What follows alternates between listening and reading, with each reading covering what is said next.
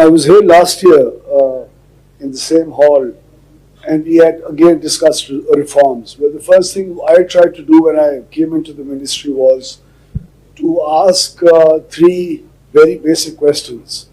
Are we resilient enough technically? Is the power sector resilient enough technically to absorb and bear any disruptions within the entire sector? The answer was no, absolute no. It wasn't a complete no. We were good enough, but we were not good enough as per the international standards and whatever we required in the power sector. The next question was, are we financially resilient enough to absorb the high costs of fuel and any financial disruptions like devaluation of the rupee that completely broke the backbone of the power sector and got the capacity payments to skyrocket, and higher interest rates that did the same to it, and hence the increase in the price of energy. And the answer was again no. And the third and the most important was, is the governance structure in the power sector and the regulatory framework and the regulatory authority, are these three very important components of governing the power sector, are they resilient enough, and are they strong enough, and are they capable enough to steer the power sector towards efficiency? And the answer was again no. I think there is a huge space that some of it we have been able to assume in terms of improvement. The rest is going to, take some time, and Pakistan is going to be moving towards that. We are in the middle of doing that. So once we did that, we listed down a list of reforms that we thought were very important. Daniel Sahab ne just asked a question, when would the reforms actually happen? Reforms, in my humble opinion, is an ongoing process. But as far as the power sector is concerned, we have been through some very important reforms.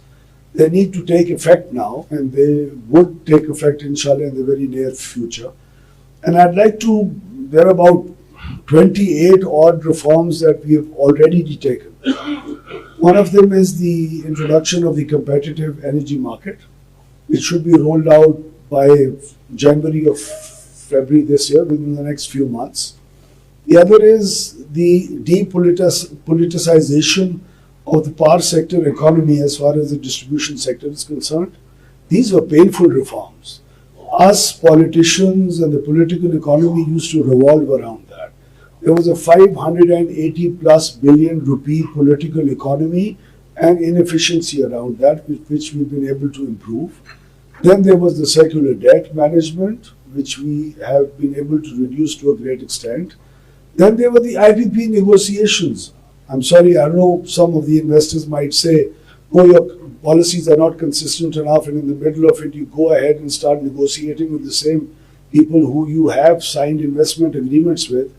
But the basis of those agreements was not transparent and competitive enough for them to sustain and pull throughout the life of those agreements. Someday when the government wakes up, it finds enough space to harvest for the betterment of the people and the sustainability of the sector also. So with a very heavy heart, we had to sit down and renegotiate some of the terms of the IPPs that existed in Pakistan that on our asking had kindly invested into the country. But we did find enough fault lines for us to actually put into order. The other was the early retirement of inefficient plants. The other thing that happened in the past few years, and we're actually proud of that, but now it's become scary because of the grid instability factor that's coming in, is our renewable energy share of our entire grid. And we should be actually proud as a nation. The Australians were boasting the other day, that their grid has produced 40% clean energy last year. We've done 55% clean energy last year. Hydel is also clean energy, and we're actually proud of the fact that Pakistan has already been through the solar revolution. Do we know that there are 19,000 megawatts of solar energy installed in the system today, off and on grid? And this is also bringing about a huge amount of the pressure on the people who are on the grid and are just using grid power. So we need to have net metering regulations. Another very painful part of the reform, that we have anchors and news reporters and everybody who has a voice in this country has a net metering solution in their house or in their office or in their industry, and they've done it for a good purpose because the price of power was expensive. But I think those regulations need to be improved to a point where it still makes business sense for the investor and yet is not a burden on the rest of the consumers. So better governance in distribution companies, competitive markets. IGSEP itself, उन्होंने कहा अभी जहाजेब साहब ने कहा that the government needs to pull out of some parts of some of these sectors. I mean, we were the only buyers of power in the past. The introduction of the competitive markets means that no more power being bought by the government ever in the future. So competitive markets and buyers and sellers would be trading energy amongst themselves. So just the fact, I mean, for the first time in our country's history, and these are reforms, Mr. Daria, that have already happened. For the first time in Pakistan's history, there has been a proper planning process through which our future power acquisition would be in place after a proper due diligence of the entire system. It's the first time that our IGSEP has been overlaid by the transmission expansion plan, which would ensure that the transmission constraints are taken into account when you want to buy power and want to even get the competitive players to actually put plants in different parts of the transmission system to be traded and wheeled across.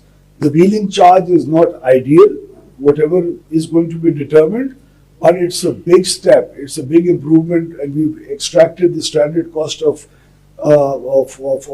capacity payments from the wheeling part of it. I could also list down, and if you give me another opportunity, I'd like to quickly run through the rest of the reforms.